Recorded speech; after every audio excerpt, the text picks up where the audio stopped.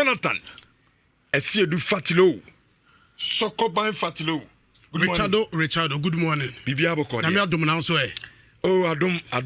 Kotoko sign pa. I'm more sign na. More sign pa. New striker ba Edama Kotoko. You be do on. Okay. Na very my ba.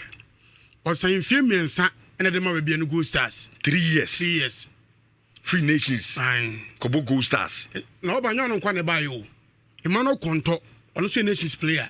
So afi we dey facha minim say obeye wo yi na o idea but afi the man with the reason why antia say league ne je aye den ama Kotoko in house because Gold Stars ne Samatek ne omutu to me top big boys ni bi the nya fence na anke ayi nke ball league we say big boy bi abeso Kotoko ana house of course assistant enti e ball league ni be wi no na Kotoko ana house na adi league no e say we no say the na ya like kana no pay we ni we na chairman among for the topic boys a jow. Yanko. So a ska or ska, but on to me identify good talent, good materials. I have some Manchester. Some Uska. Last 5 years. 2 players. Not to Togu. Not to Togu. Motoba in Tebeno. Sana e pese actually. And got some to me too. Yate. Otoba in Tebeno. Emmanuel Konto. Enti Abrante na kana se no. Very my bani. Okay. I to say line so. Be do line so. Okay. Be dem pa. Emmanuel Konto say Fiemiensa and the man be no Gold Stars. And na very my ba from Nations. On so Fiemiensa sa. Also already omadi kan asan Abrante for Emmanuel Anka defender from Yinsu Acheraman. Omani na wie. Mama for many children house of folk. Na Abrante for Prince Kwabena Wusu. Se no mbedi no nkomo yesi Klabi from Rwanda. Afra Abrante no. Tama di no. Ka ha se ne na ewia omo wie kwa ne sawo. Ba Rwanda no so mo be scanner mo du. Sa Abrante na the house no.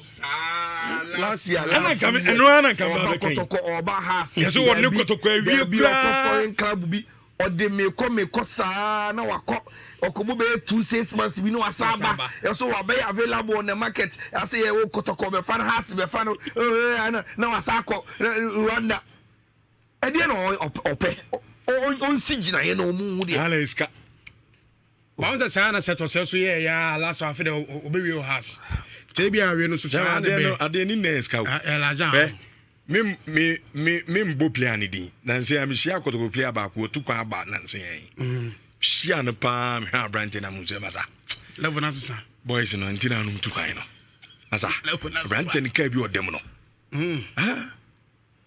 wan kwa Europe was na no church ko na north ya ka bi branch ni dem no enti semen so me bo Kotoko ni house ni bia na samatani na mu se branch wan ko mainstream Europe ko North Africa ya no ba na ya so my person me ko bi ti em se no na be ma na nka anya sa sebi se Kotoko ne ase pe wa obekọ Rwanda go eska because on beti me tu 10,000 be 15 say no be number rich malam to wa ebusa pe ni ka say esra mo say ye mu ba bi ti mo ba mu bi de obu na to mo na no Betam United. Okay.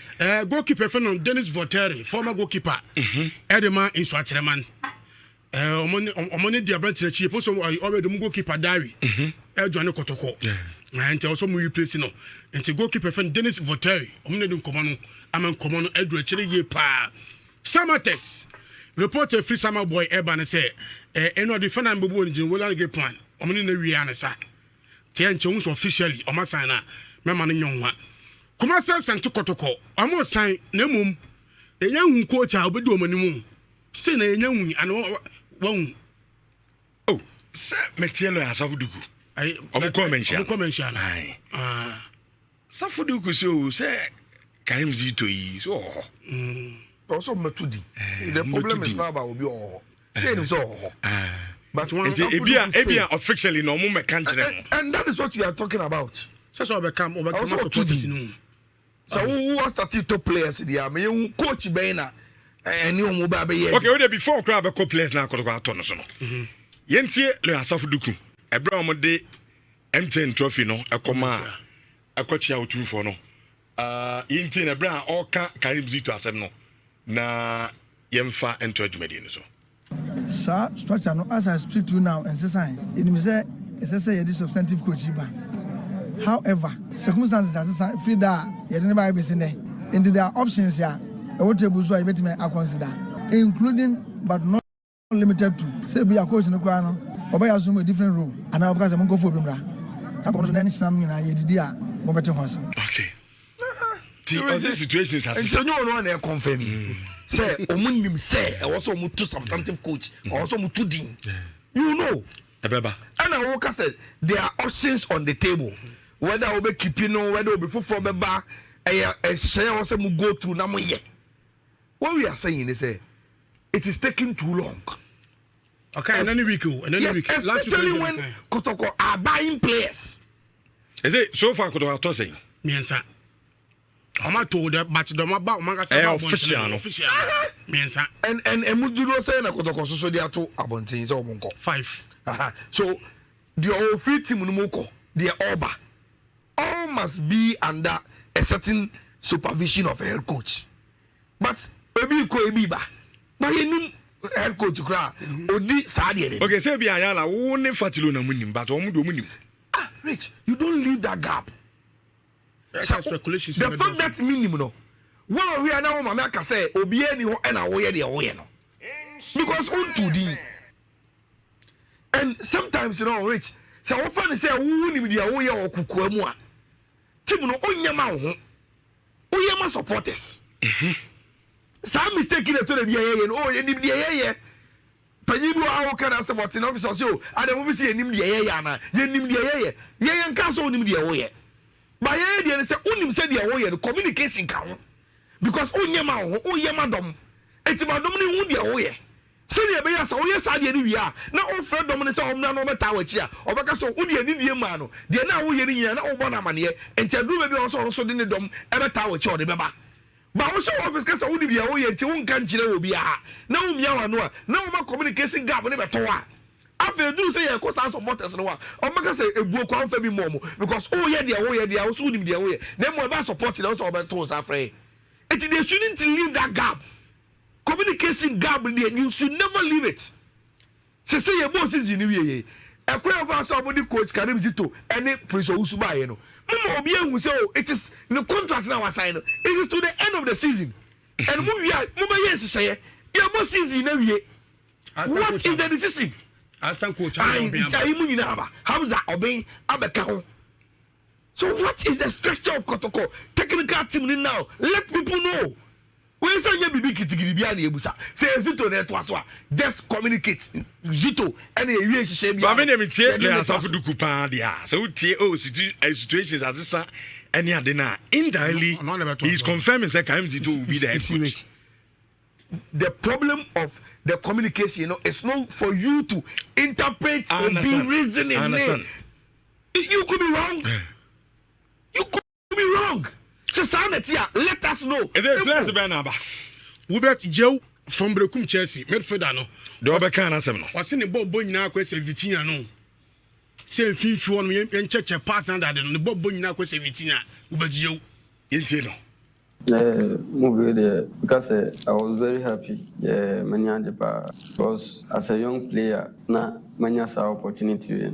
It's a big opportunity to me, so I have to grab it. Yeah, because we will be a training, and as a footballer, you have to get confidence, 100%. Yeah, so confidence, nana, man.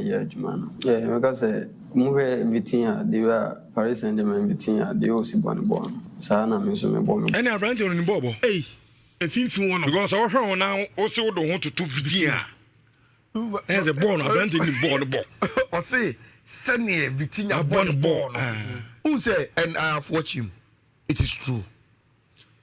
Rich Vitinha, yeah, besides say a dear partner or year or method or my Paris and German, our Casaday. Or you be baby. Be biaye. Or be taki. Or be presso.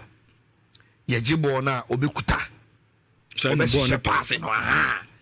And I watch Joe. Maybe Kawa. Yeah, Kotoko. How many Chelsea here? You believe me, Kawa, I say.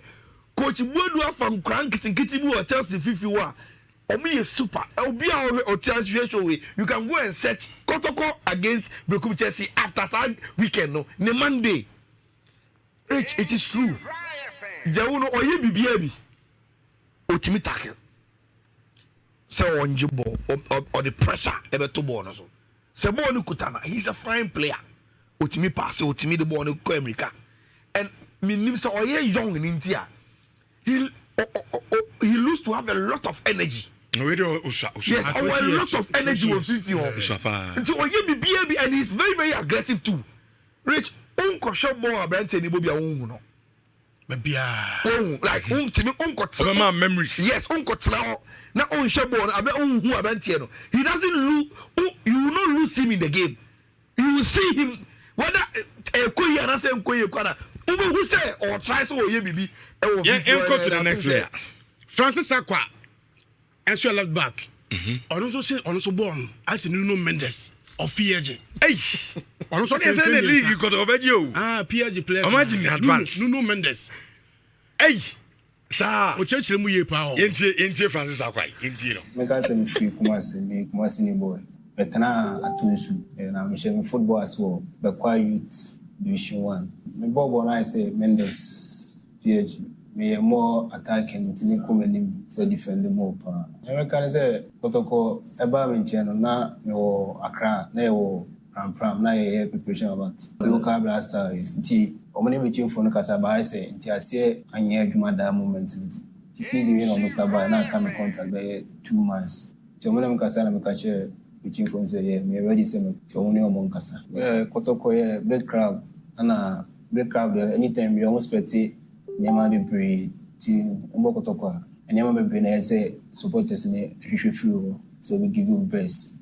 My ready so far as my ban on my ready say complete the week so far as my ban dey how much it is in the team ni na na so e be beto. Okay Francis Akwa no Nuno Mendes cross so yen tackle bibia we nyina bi new striker Rasta man wants to Francis Akwa onimbo onimbo I think say the ebema Kotoko for fans and ya jesa waba ene Rich minim say unya sa feeling ni bia season edu bebi na afia koye Patrick Kesi dunku Kotoko left back edu maybe you could clearly see wabre but obia ntimi nso ano because so ya de na onya obia amfa nso ano and apart from that I also think say edu time bi he was becoming complacent because no any competition.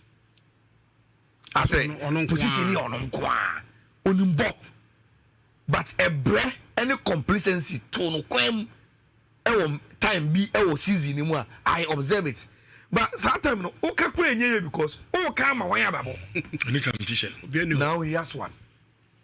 Okay the new striker Rasta man wants to on Obo Rasta me pa try okay Jeffrey Johnson Owusu Opon Johnson Owusu Opon Enfemienu 2 years striker na wasina academy CS Maritimo Portugal FC Zelen Czech KF Kukeski Albania and Dreams FC okay Tabranch na say nimu one de enye easy ta Africa na Kotoko kono next season de ane kwa mpuku ai Kwame Poku na abetamu animu no ebe shepa na Abrante afọ Victor Oduro enti Abrante ni Rasta man wants to okay Rasta man wants to Johnson no Bobo hu go shemum when in ma when na the Rasta for na na onimbo bo So obo hu go she